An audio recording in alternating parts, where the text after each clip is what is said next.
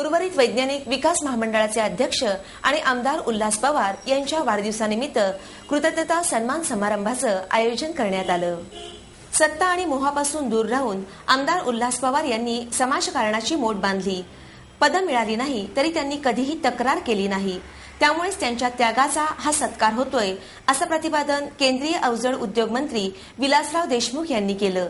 या आनंद यात्रेचे विचार दिशा देणारे असून नव्या पिढीने त्याचा आदर्श घ्यावा असं आवाहनही त्यांनी केलं। केंद्रीय ऊर्जा मंत्री सुशीलकुमार शिंदे अध्यक्षस्थानी होते।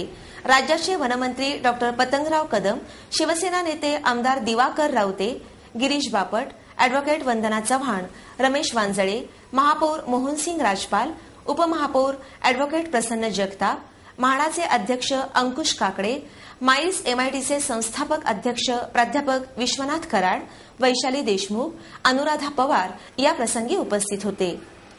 कोणतेही काम अवघड असो अथवा सोपं, त्यासाठी कधीही नाही म्हणण्याची सवय आमदार पवार यांना नाही।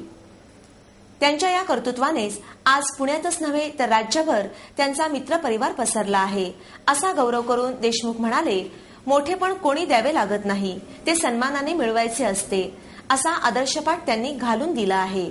त्यामुळेच त्यांनी आतापर्यंत राजकारणात कधीही मंत्रिपदाची अथवा इतर पदांची अपेक्षा केली नाही।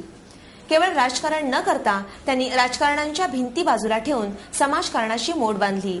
त्यांच्या सहवासात राहून अनेक व्यक्ती उंच शिखरावर पोहोचले आहेत। सत्ता आणि मोहापासून ते नेहमीच दूर राहिले, त्यामुळेच त्यांचा कर्तृत्व आणि त्यागाचा हा सत्कार आहे। समाजाला नवनवीन दिशा देणाऱ्या या आनंद यात्रेकडून नव्या पिढीने आदर्श घ्यावा असं आवाहनही त्यांनी केलं। केंद्रीय ऊर्जा मंत्री सुशीलकुमार शिंदे म्हणाले, राजकारणात चिकट असल्याशिवाय कधीही टिकत नाही। हे जरी खरं असलं तरी आमदार पवार यांनी यापेक्षाही वेगळ्या मार्गाने जात समाजाला आपलेसं केलं। सर्वांगाकडे आपुलकीने पाहण्याची दृष्टी त्यांच्याकडे आहे। सत्काराला उत्तर देताना आमदार उल्हास पवार म्हणाले, सत्संगातून माणूस घडतो असा कानमंत्र आई वडिलांनी दिला, त्यातूनच मी आतापर्यंत माझ्या जीवनाची वाटचाल केली।